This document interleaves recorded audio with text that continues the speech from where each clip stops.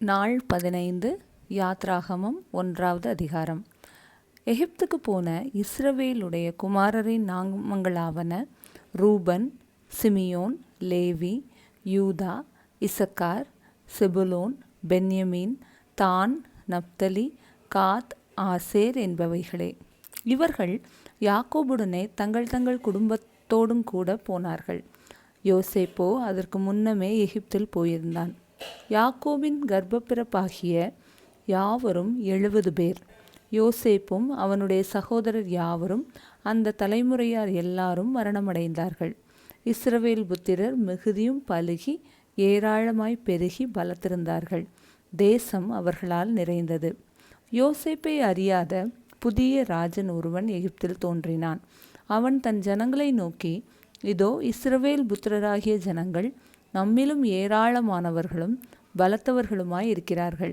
அவர்கள் பெருகாதபடிக்கும் ஒரு யுத்தம் உண்டானால் அவர்களும் நம்முடைய பகைஞரோடே கூடி நமக்கு விரோதமாக யுத்தம் பண்ணி தேசத்தை விட்டு புறப்பட்டு போகாதபடிக்கும் நாம் அவர்களை குறித்து ஒரு உபாயம் பண்ண வேண்டும் என்றான்.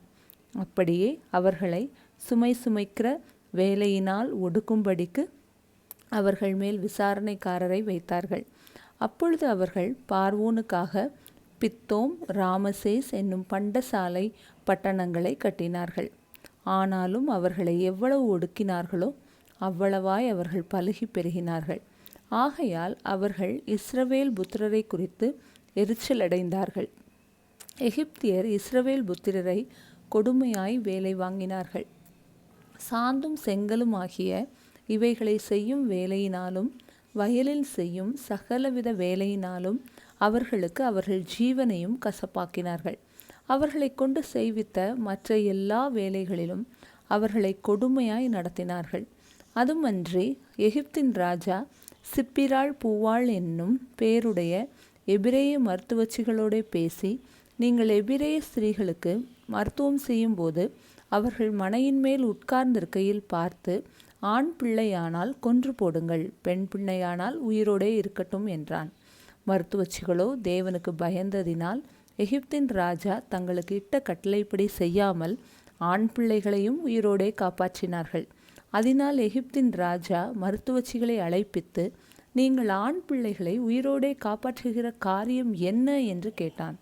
அதற்கு மருத்துவச்சிகள் பார்வோனை நோக்கி, எபிரேய ஸ்திரீகள் எகிப்திய ஸ்திரீகளைப் போல் அல்ல, அவர்கள் நல்ல பலமுள்ளவர்கள். மருத்துவச்சி அவர்களிடத்திற்கு போகும் முன்னமே அவர்கள் பிரசவித்தாகும் என்றார்கள். இது நிமித்தம் தேவன் மருத்துவச்சிகளுக்கு நன்மை செய்தார். ஜனங்கள் பெருகி மிகுதியும் பலுத்து போனார்கள். மருத்துவச்சிகள் தேவனுக்கு பயந்ததினால் அவர்களுடைய குடும்பங்கள் தழைக்கும்படி செய்தார். அப்பொழுது பார்வோன் பிறக்கும் ஆண் பிள்ளைகளை எல்லாம் நதியிலே போட்டுவிடவும் பெண் பிள்ளைகளை எல்லாம் உயிரோடே வைக்கவும் தன் ஜனங்கள் எல்லாருக்கும் கட்டளையிட்டான். யாத்ராகமம் 2வது அதிகாரம்.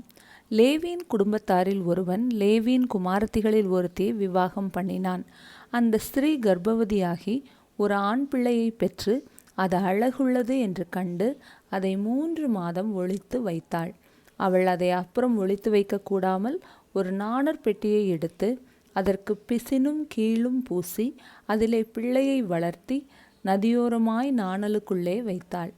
அதற்கு என்ன சம்பவிக்கும் என்பதை அறியும்படி அதன் தமக்கை தூரத்திலே நின்று கொண்டிருந்தாள். அப்பொழுது பார்வோனுடைய குமாரத்தி நதியில் ஸ்நானம் பண்ண வந்தாள். அவளுடைய தாதிகள் நதியோரத்தில் உலாவினார்கள்.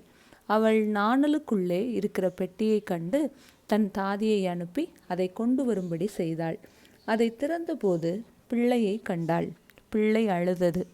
அவள் அதன் மேல் இரக்கமுற்று, இது எபிரேயர் பிள்ளைகளில் ஒன்று என்றாள். அப்பொழுது அதன் தமக்கை பார்வோனின் குமாரத்தியை நோக்கி, உமக்கு இந்த பிள்ளையை வளர்க்கும்படி எபிரேய ஸ்திரீகளில் பால் கொடுக்கிற ஒருத்தியை நான் போய் உம்மிடத்தில் அழைத்து கொண்டு வரட்டுமா என்றாள். அதற்கு பார்வோனுடைய குமாரத்தி, அழைத்து கொண்டு வா என்றாள். இந்த பெண் போய் பிள்ளையின் தாயையே அழைத்து கொண்டு வந்தாள். பார்வோனுடைய குமாரத்தி அவளை நோக்கி, நீ இந்த பிள்ளையை எடுத்துக்கொண்டு போய் அதை எனக்கு வளர்த்திடு, நான் உனக்கு சம்பளம் கொடுக்கிறேன் என்றாள்.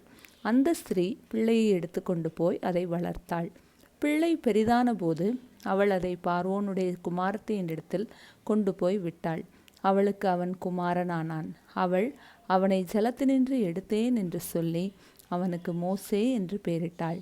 மோசே பெரியவனான காலத்தில் அவன் தன் சகோதரரிடத்தில் போய் அவர்கள் சுமை சுமக்கிறதை பார்த்து, தன் சகோதரராகிய எபிரேயரில் ஒருவனை ஒரு எகிப்தியன் அடிக்கிறதைக் கண்டு அங்கும் இங்கும் பார்த்து ஒருவனும் இல்லை என்று அறிந்து எகிப்தியனை வெட்டி அவனை மணலிலே புதைத்து போட்டான். அவன் மறுநாளிலும் வெளியே போனபோது எபிரேய மனுஷர் இருவர் சண்டை பண்ணி கொண்டிருந்தார்கள். அப்பொழுது அவன் அநியாயம் செய்கிறவனை நோக்கி, நீ உன் தோழனை அடிக்கிறது என்ன என்று கேட்டான். அதற்கு அவன், எங்கள் மேல் உன்னை அதிகாரியாகவும் நியாயாதிபதியாகவும் ஏற்படுத்தினவன் யார்? நீ எகிப்தினை கொன்று போட்டது போல என்னையும் கொன்று போட நினைக்கிறாயோ என்றான். அப்பொழுது மோசே காரியம் நிச்சயமாக வெளிப்பட்டது என்று பயந்தான். பார்வோன் அந்த காரியத்தை கேள்விப்பட்ட போது மோசேயை கொலை செய்ய வகை தேடினான். மோசே பார்வோனிடத்தினின்று தப்பியோடி மீதியான் தேசத்தில் போய் தங்கி ஒரு துறவண்டையிலே உட்கார்ந்திருந்தான். மீதியான் தேசத்து ஆசாரியனுக்கு 7 குமாரத்திகள் இருந்தார்கள். அவர்கள் தங்கள் தகப்பனுடைய ஆடுகளுக்கு தண்ணீர் மொண்டு தொட்டிகளை நிரப்பினார்கள். அப்பொழுது மேய்ப்பர்கள் வந்து அவர்களை துரத்தினார்கள். மோசே எழுந்திருந்து அவர்களுக்கு துணை நின்று அவர்களுடைய ஆடுகளுக்கு தண்ணீர் காட்டினான். அவர்கள் தங்கள் தகப்பனாகிய ரெகுவேலிடத்தில் வந்தபோது அவன், நீங்கள் இன்று இத்தனை சீக்கிரம் வந்தது என்ன என்று கேட்டான். அதற்கு அவர்கள், எகிப்தியன் ஒருவன் மேய்ப்பரின் கைகளுக்கு எங்களை தப்புவித்து எங்களுக்கு தண்ணீர் மொண்டு கொடுத்து ஆடுகளுக்கும் தண்ணீர் காட்டினான் என்றார்கள். அப்பொழுது அவன் தன் குமார்த்திகளை பார்த்து, அவன் எங்கே? அந்த மனிதனை நீங்கள் விட்டு வந்தது என்ன?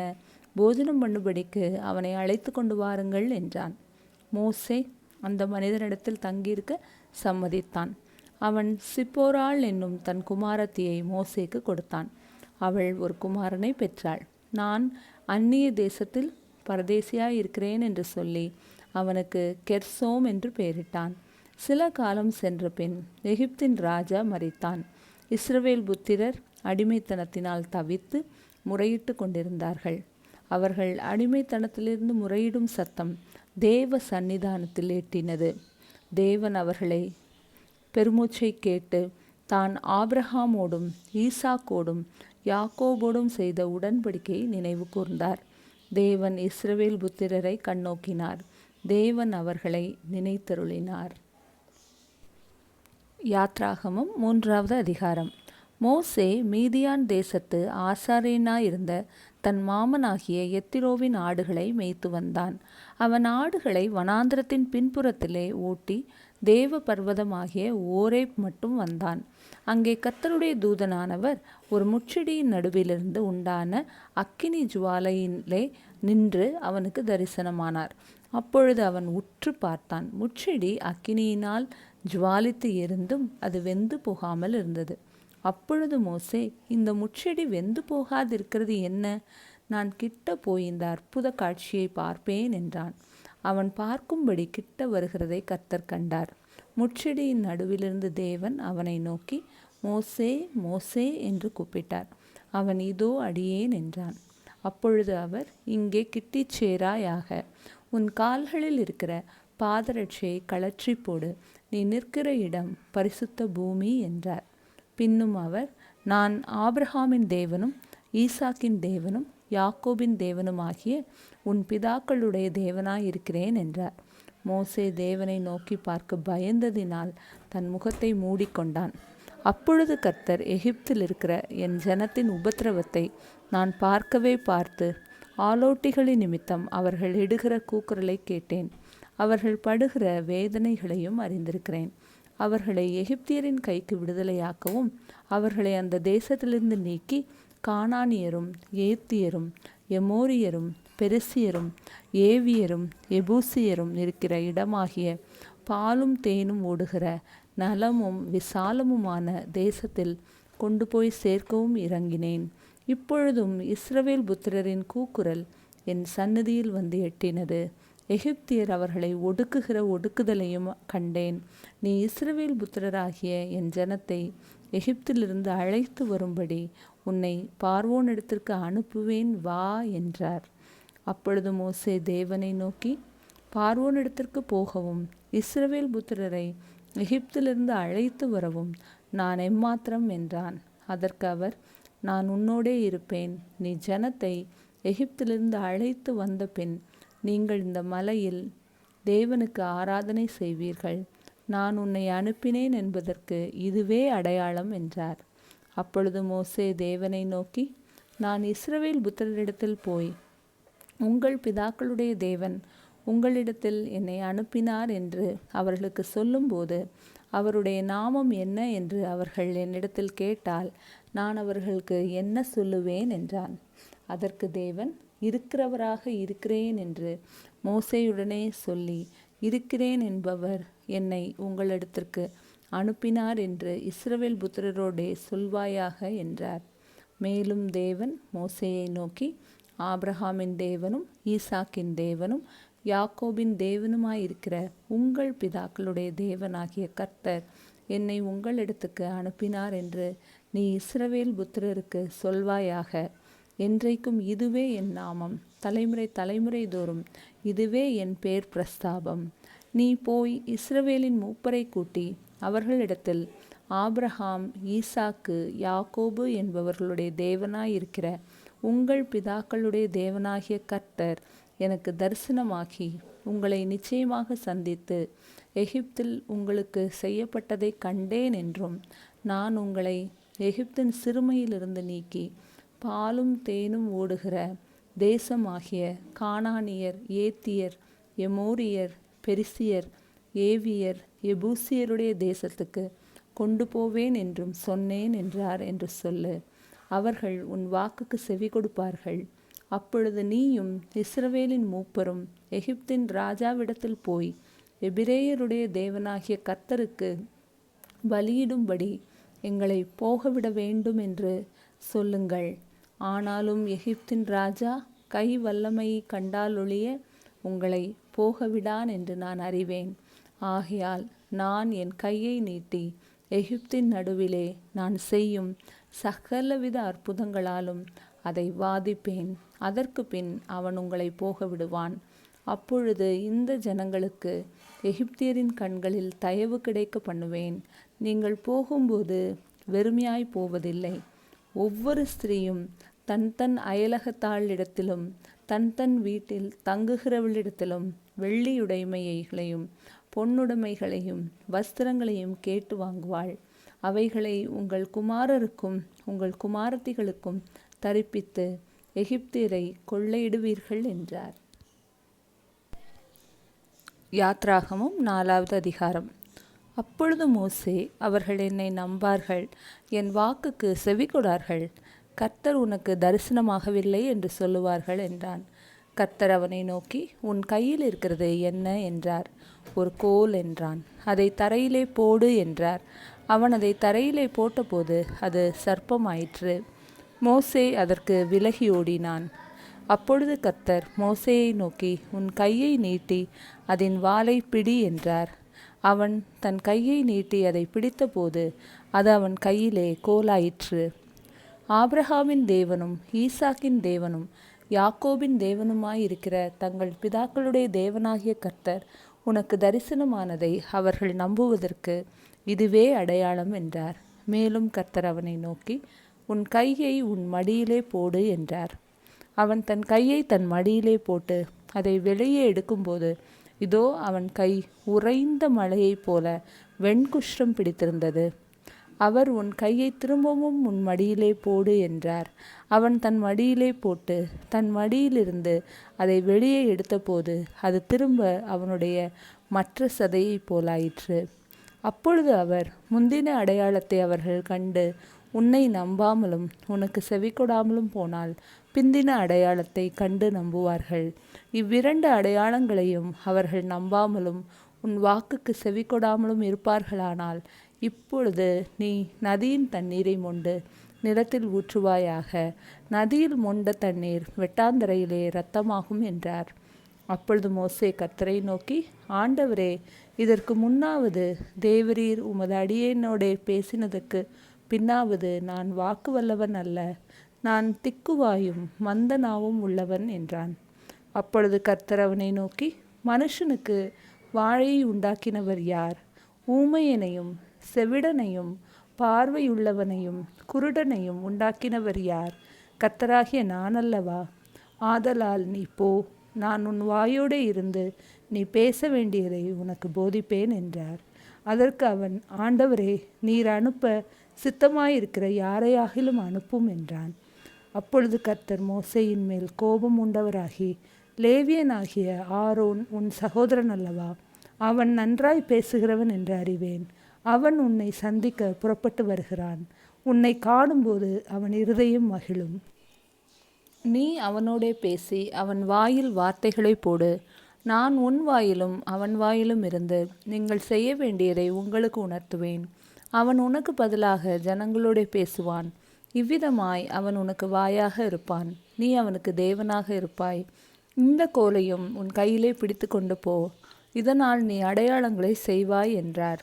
மோசே தன் மாமனாகிய எத்திரோவினிடத்துக்கு வந்து, நான் எகிப்தில் இருக்கிற என் சகோதரரிடத்துக்கு திரும்பி போய் அவர்கள் இன்னும் உயிரோடு இருக்கிறார்களா என்று பார்க்கும்படி புறப்பட்டு போக உத்தரவு கொடும் என்றான்.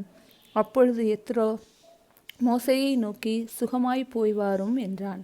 பின்னும் கர்த்தர் மீதியானிலே மோசேயை நோக்கி, நீ எகிப்துக்கு திரும்பி போ, உன் பிராணனை வாங்க தேடின மனிதர் எல்லாரும் இறந்து போனார்கள் என்றார். அப்பொழுது மோசே தன் மனைவியையும் தன் பிள்ளைகளையும் கழுதையின் மேல் ஏற்றி கொண்டு எகிப்து தேசத்துக்கு திரும்பினான். தேவனுடைய கோலையும் மோசே தன் கையிலே பிடித்து கொண்டு போனான்.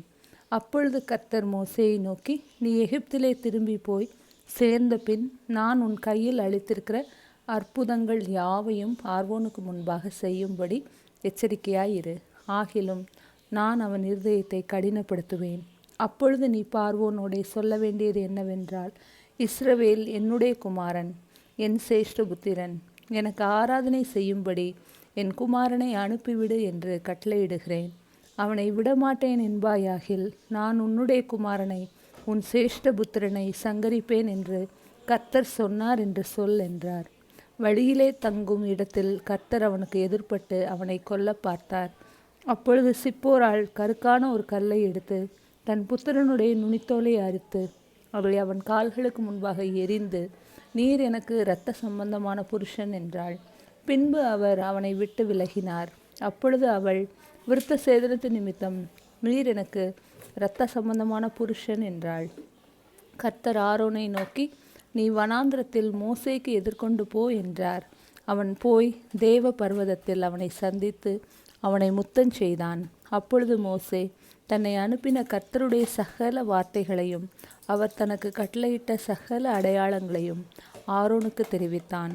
மோசேயும் ஆரோனும் போய் இஸ்ரவேல் புத்திரரின் மூப்பர் எல்லாரையும் கூடி வரச் செய்தார்கள்.